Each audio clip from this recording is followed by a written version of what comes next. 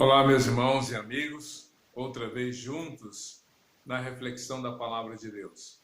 Nós estamos nos aproximando da metade dos 150 salmos. Hoje vamos para o salmo número 71. E esse salmo tem uma particularidade, uma peculiaridade que o destaca dos demais. Uma delas diz respeito à sua autoria. Há uma dúvida quanto ao escritor do Salmo 71. A maioria, inclusive aqui, dos escritores, atribui a Davi, pela semelhança de algumas expressões.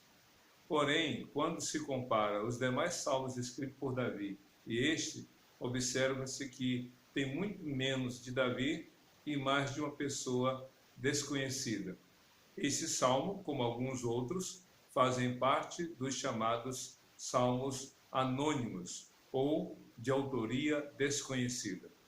Outra particularidade desse salmo é que o escritor possivelmente ou já era de fato um idoso ou se aproximava dessa faixa etária no nosso contexto da terceira idade. A gente sabe que Davi viveu até os 70 anos de idade, reinando por 40 anos sobre Israel. Ou seja, ele começou a reinar quando tinha ainda 30 anos de idade. Mas o interessante desse salmo é a linha de pensamento e aquilo que o escritor descreve, já falando sobre alguns aspectos da velhice e que aqui vale a pena a gente pensar. A Bíblia é tão maravilhosa que ela fala sobre o ser humano, sobre o desenvolvimento da vida, falando de pessoas antes de ter sido concebido no ventre de sua mãe, falando do nascimento, falando dos aspectos relacionados à sua infância, como no caso de João Batista, que estava sua mãe grávida de 6 meses, quando ele estremeceu no ventre de sua mãe, quando ouviu a saudação de Maria, já que Maria estava grávida e o bebê que iria nascer era o Salvador do mundo, o Senhor Jesus. Moisés, nos seus 3 primeiros meses de vida, a gente vê alguns aspectos da infância de alguns personagens bíblicos, da sua adolescência, da juventude, da vida adulta, e a gente vê também pessoas que tiveram a sua história de vida descrita também quando chegou na terceira idade, se bem que a terceira idade, dentro da visão bíblica, vai muito além dessa que hoje é determinada pelo governo federal. Aqui no Brasil, quando a pessoa chega aos 60 anos, ela já pode agradecer a Deus porque entrou na terceira idade. Agora imagine, Abraão com 175, Moisés 120, Josué 110 e outros mais que passaram dos 100 anos de vida. Imagine só Matusalém, 969 anos de vida. Quanto tempo esse homem viveu? Pois bem, a questão toda não é quanto tempo você tem vivido, mas de que maneira, de que forma. Então o Salmo 71 faz essa retrospectiva, ou o escritor faz essa retrospectiva, falando alguns aspectos importantes para você, para mim, para todos nós. E o Salmo começa com a seguinte declaração: Em ti, Senhor, busquei refúgio. Nunca permitas que eu seja humilhado. Resgata-me e livra-me por tua justiça. Inclina o teu ouvido para mim e salva-me. Interessante que o salmista, daí a semelhança com a linguagem davídica. Davi tinha essa peculiaridade de começar os salmos com uma súplica, muito mais no âmbito pessoal, particular, de um sofrimento que ele passava sendo injusto, ou melhor, sendo injustiçado e perseguido. Então ele diz: em ti, Senhor, busquei refúgio, nunca permitas que eu seja humilhado. Então Davi, ou melhor, o escritor do Salmo 71, fala do passado: em ti busquei refúgio. E então ele pede para o presente e futuro: não permitas que eu seja humilhado. Deus realmente se torna um refúgio e Deus guarda. É interessante que algumas pessoas, por causa da sua fé, foram humilhadas por outras, mas foram exaltadas pelo Senhor. É isso que a Bíblia diz lá em 1 Pedro capítulo 5, quando Pedro, o apóstolo, já era um ancião, ele disse, confio no Senhor, ou melhor, diz o texto, lançando sobre ele toda a sua ansiedade, porque ele tem cuidado de vós. Isso no verso 7. Mas no verso 5 diz assim, jovens, sejam humildes, ou melhor, jovens, sujeitem-se aos mais velhos, e uns aos outros cincham de humildade, porque Deus resiste aos soberbos, mas dá graça aos humildes. Portanto, humilhe-se debaixo da poderosa mão de Deus, para que a seu tempo ele os exalte. Então, aquele que se humilha debaixo da poderosa mão de Deus é aquele que se exalta. Mas quem quer se exaltar diante de Deus, na verdade, pelo Senhor, será humilhado. Isso não tem negociação, não há flexibilidade. Deus não divide a glória dele com ninguém. E então continua o salmista. Peço-te, no verso 3, peço-te que sejas a minha rocha de refúgio, para onde eu sempre possa ir, dá ordem para que me libertem, pois és a minha rocha e a minha fortaleza. O escritor fala de Deus, atribuindo a Deus algumas capacidades que de fato só Deus tem. Ele diz assim, tu és o meu refúgio, ou rocha de refúgio. Tu és a minha rocha e a minha fortaleza, para onde eu possa ir. É interessante, refúgio, geralmente a gente não escolhe. A gente entra na primeira porta, ou passa a primeira porta que esteja aberta. A gente corre para o primeiro lugar de proteção no momento de perigo. Mas o salmista escolheu realmente fazer de Deus o seu refúgio, a sua fortaleza, a sua proteção. Diz aqui no verso 4 do Salmo 71, livra-me, ó meu Deus, das mãos dos ímpios, das garras dos perversos e cruéis. E aí ele completa, pois tu és a minha esperança, ó soberano Senhor. Em ti está a minha confiança desde a juventude. E aqui começa então a falar sobre a sua velhice. Ele diz assim, pois tu és a minha esperança, ó soberano Senhor, pois em ti está a minha confiança desde a juventude. O escritor está dizendo nesta oração que, estando na terceira idade, já sendo idoso, ele havia percorrido esse caminho de fé e comunhão com Deus desde a sua juventude. Quando o bebê nasce, é o pai que escolhe a mãe, quando o bebê nasce, é o pai que escolhe o nome. Quando o bebê nasce, é o pai que escolhe e a mãe também escolhe a roupa, o alimento. Quando a criança cresce na sua primeira e segunda infâncias, são os pais que decidem a escola, a roupa. Quando a criança vai avançando para a adolescência, os pais instruem sobre as amizades, vão ensinando a palavra de Deus desde a sua infância. Mas chega um momento em que, na juventude, ou um pouquinho antes, o filho e a filha decidem realmente que caminho seguir. É interessante, Deus não obriga, logo os pais não devem impor. Os pais instruem. Quando são pequeninos, os pais decidem. Quando os filhos crescem na adolescência, chegando à adolescência, os pais orientam. Mas quando chega na juventude, os pais só aconselham. Por quê? Porque é o momento dos filhos tomarem decisões, dos filhos fazerem escolhas. A gente decide quando é pequeno, a gente instrui, a gente mostra o caminho, a gente realmente dá um ensinamento, mas chega uma hora que a gente só aconselha. E aqui o escritor do Salmo diz assim, a escolha que ele fez, a decisão que ele tomou, pois tu és a minha esperança, ó soberano Senhor, em ti a minha confiança, ou melhor, em ti está a minha confiança desde a minha juventude. E ele volta um pouco mais no tempo, dizendo, desde o ventre materno dependo de ti, tu me sustentaste. Que coisa interessante. O escritor do Salmo fala da sua juventude, fala da sua infância, e fala da sua vida intrauterina.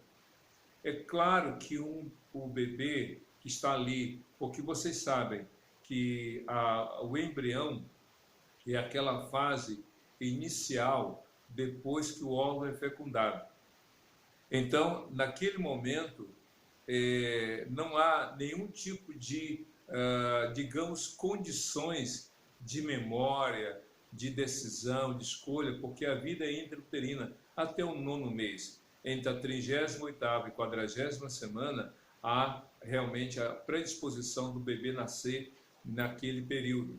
Mas quando chega da 40ª à 41ª, aí já vem a questão preocupante e o parto geralmente é induzido. Pois bem, aqui o salmista diz que ele, desde o momento em que ele fora gerado e ainda estava no ventre de sua mãe, ele dependia de Deus. Por quê? Porque Deus é o autor da nossa vida. Deus é o sustentador da vida de cada um de nós. Deus é o autor e é o criador, é o autor, é o sustentador da vida de todos nós. Quando estivermos estudando o Salmo 139, que foi escrito por Davi, a gente vai ver ali como ele fala dessa gratidão, porque desde o momento que ele fora gerado no ventre de sua mãe, realmente Deus já cuidava dele. Você, meu querido, você, minha querida, seja grato, seja grata a Deus. Deus tem sustentado você. Ainda que você tenha passado por percalços, ainda que você tenha passado por dificuldades, ainda que você tenha ouvido palavras depreciativas, desencorajadoras, ainda que você tenha sido humilhado até por pessoas estranhas ou pior, da sua própria família, saiba que Deus ama você. Deus tem projetos para a sua vida. Você não é um zero à esquerda e nem um acidente de percurso. Deus deu vida a você, porque Deus, Jesus disse 3 coisas sobre o poder de Deus. Ele disse: todos os fios do seu cabelo estão contados. Você já parou para saber quantos fios de cabelo você tem? Pois é, Deus sabe, e Ele conta cada um. Ele falou o seguinte: nenhuma folha cai sem que Deus queira. Já pensou? Nenhuma folha cai sem que Deus permita. E disse mais: nenhum passarinho cai no chão, nenhum pardal, e se vocês valem mais do que pardais. Ou seja, Deus conhece a individualidade, a particularidade, a subjetividade de cada pessoa. Por isso é que você pode agradecer a Deus. Ainda que com dificuldade, você pode dizer: Ebenezer, até aqui o Senhor me ajudou. Davi, ou melhor, o escritor do Salmo 71 disse: desde o ventre materno depende de ti, tu me sustentaste, desde as entranhas de minha mãe. Que coisa maravilhosa! Alguns que estudam o comportamento humano chegam a dizer que a memória do bebê na vida intrauterina existe, desde aquilo que é passado e vivenciado pela mãe e pelo pai. Por isso que o bebê, quando nasce, ele escuta a voz da mãe, a voz do pai, e ainda que ele não tenha uma visão totalmente perfeita, porque até o 6º mês a criança não enxerga bem, mas ele identifica a voz do pai, a voz da mãe. Ele direciona o olhar para saber de onde vem aquela voz que ele está reconhecendo. Que coisa maravilhosa! E o escritor do Salmo diz: Senhor, tem me sustentado desde as entranhas de minha mãe. Eu sempre te louvarei. Que coisa maravilhosa! Eu sempre te louvarei. E ele continua no verso 7. Tornei-me um exemplo para muitos, porque tu és o meu refúgio seguro. Esse escritor do Salmo tinha consciência de sua responsabilidade. Não sei se ele for um líder, um sacerdote, um levita, se foi um líder de exército, não sei. Só sei de uma coisa, que esse homem tinha senso não só da autorresponsabilidade, mas também da responsabilidade para com o outro. Ele se cuidava, ele se preservava em suas escolhas e decisões, mas ele sabia também que a sua vida era um espelho para outras pessoas. E ele continua: do teu louvor transborda a minha boca, que o tempo todo proclama o teu esplendor. Não, aí ele faz um pedido: Não me rejeites na minha velhice, não me abandones quando se vão as minhas forças. Uma das coisas que o idoso mais se queixa, sabe qual é? É da solidão. Você tem idoso em casa? Veja como ele está. Muitas vezes o idoso fica em silêncio, não porque não queira falar, é porque não tem a quem se dispõe a ouvi-lo. O idoso muitas vezes fica lá no canto, sendo preterido. É interessante como a gente precisa valorizar o idoso. Essa quarentena fez com que houvesse uma reaproximação entre netos e os avós, entre pais e filhos, sendo os pais idosos. Então essa quarentena permitiu, de modo forçado, é claro, essa aproximação. Agora imagine aquele idoso que está no asilo, que foi ali colocado porque não houve ninguém da família predisposto a investir tempo, a gastar tempo, a demonstrar gratidão de pai, você cuidou de mim, agora eu vou cuidar de você.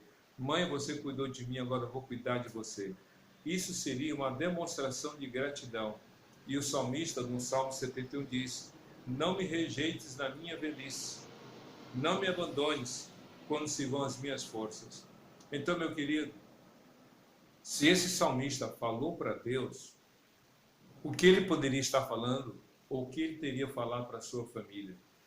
Você já parou para ouvir seu avô, sua avó, seu pai, sua mãe idosos? Eu já ouvi de uma avó que disse assim: pastor, meu neto não fala mais comigo. Mas por quê? Porque ele diz assim: vó, já sei o que você vai dizer, não quero nem ouvir você. E eu fico imaginando como é realmente ingratidão dos filhos, dos netos, dos bisnetos até. Se bem que os bisnetos passaram pouco tempo com os bisavós. Mas os netos, os filhos, quanto tempo poderiam agora usar esse tempo para demonstrar honra? Porque a Bíblia diz em Efésios capítulo 6 que os filhos devem honrar pai e mãe. Honrar pai e mãe não é dar presente no dia dos pais, no dia das mães, dar um presentinho ali, acolá no dia do aniversário, não.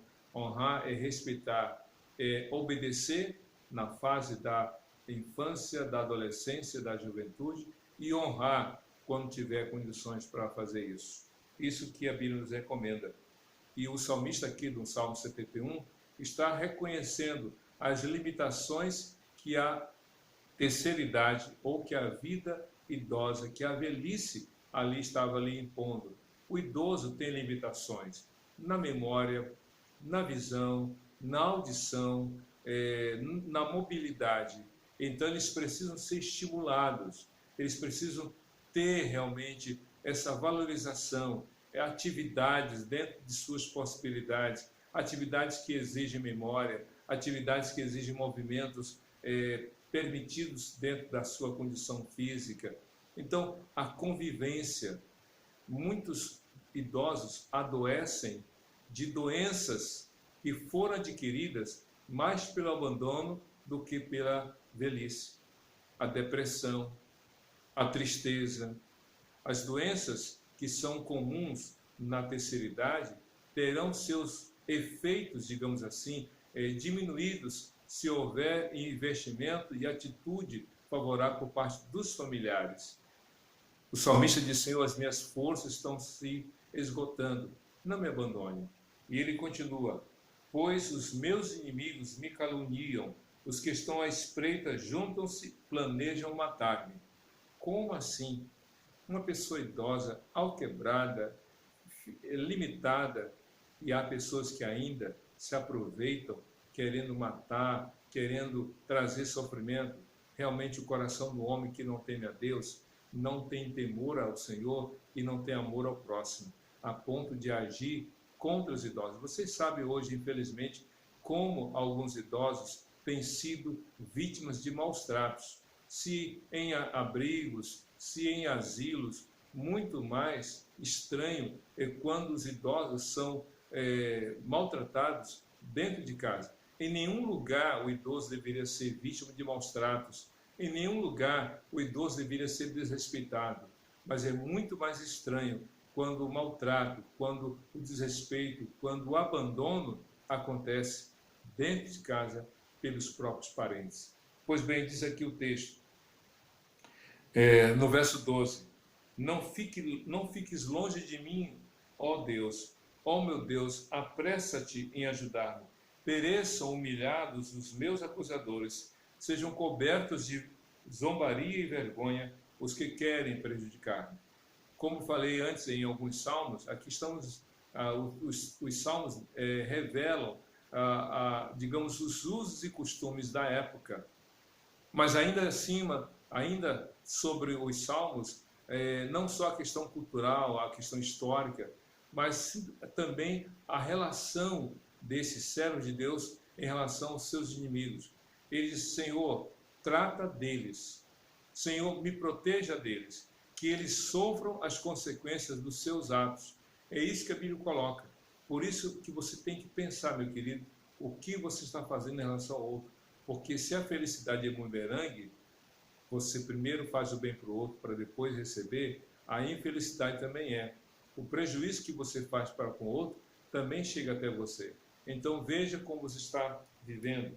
Diz aqui no verso 14: mas eu sempre terei esperança e te louvarei cada vez mais. A minha boca falará sem cessar da tua justiça e dos teus incontáveis atos de salvação. O salmista, ainda que idoso, já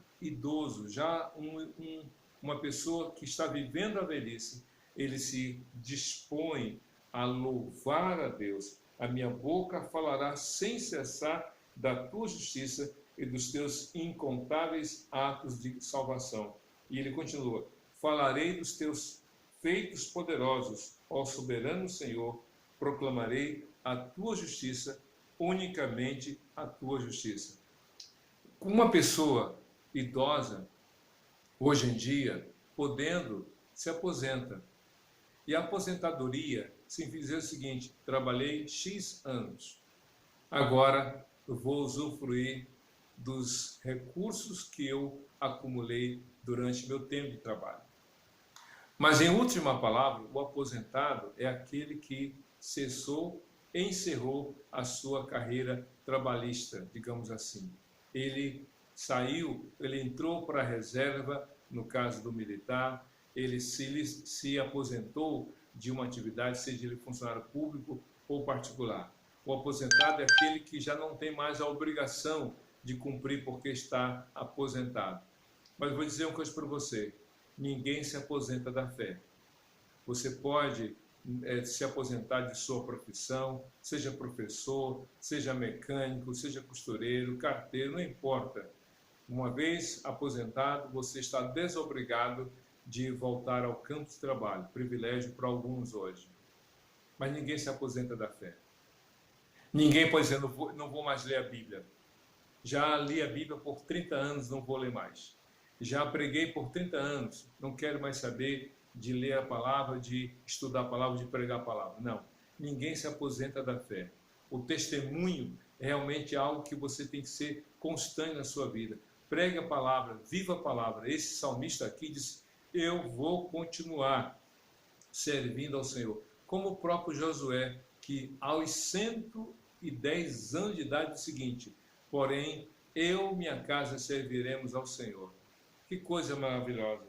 E aqui no verso 17 do Salmo 20, ou melhor, do Salmo 71, diz o texto: desde a minha juventude, ó Deus, tens me ensinado, e até hoje eu anuncio as tuas maravilhas. Agora que estou velho e de cabelos brancos, não me abandones, ó Deus, para que eu possa falar da tua força aos nossos filhos. Que coisa maravilhosa.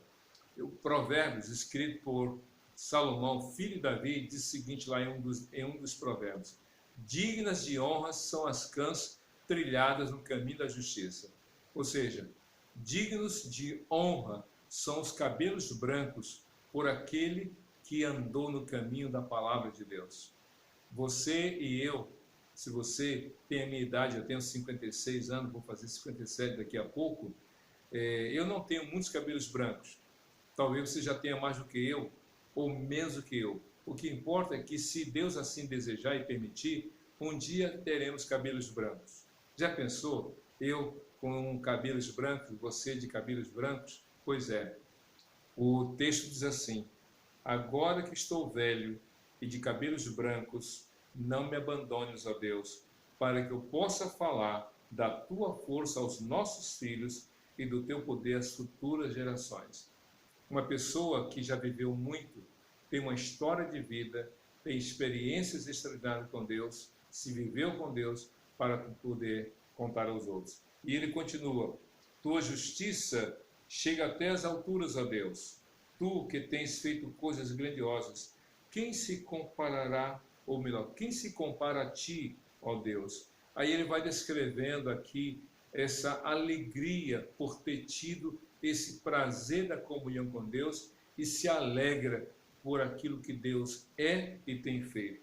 Ele aqui diz no verso 20 do Salmo 71: tu que me fizeste passar muitas e duras tribulações, restaurarás a minha vida e das profundezas da terra de novo me farás subir.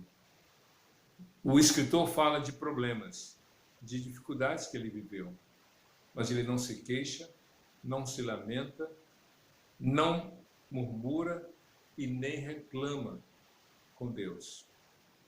Ao contrário, ele reconhece tudo que passou, reconhece que foi Deus que permitiu, mas ele expressa a confiança no cuidado de Deus, restaurando e renovando a sua fé. Que coisa maravilhosa! No verso 21, tu me farás mais honrado e mais uma vez me consolarás, e eu te louvarei com a lira por tua fidelidade, ó meu Deus. Cantarei louvores a ti com a harpa, ao Santo de Israel. Aqui, mais uma vez, uma razão para alguns pensarem que Davi foi escritor, já que Davi foi realmente compositor e ele tocava harpa e inventou instrumentos musicais no louvor a Deus. O que importa, se foi Davi ou não, o escritor diz: eu quero louvar a Deus. Imagine uma pessoa da terceira idade pegando um instrumento musical, pegando uma harpa, uma lira e realmente cantando louvores a Deus. A gente vê nas igrejas muitas equipes de louvor, mas são poucos da terceira idade que fazem parte delas. Sabe por quê? Porque geralmente a gente associa equipe de louvor com juventude, enquanto que o coral, os grupos maiores são de pessoas da terceira idade. É um equívoco, porque a música não tem idade e a adoração ao Senhor realmente vai além da cronologia do tempo. Seja você novo ou da terceira idade, que você se disponha a louvar a Deus, realmente fazendo da sua vida um motivo de louvor e de gratidão ao Senhor. E ele continua se aproximando do final do Salmo 71.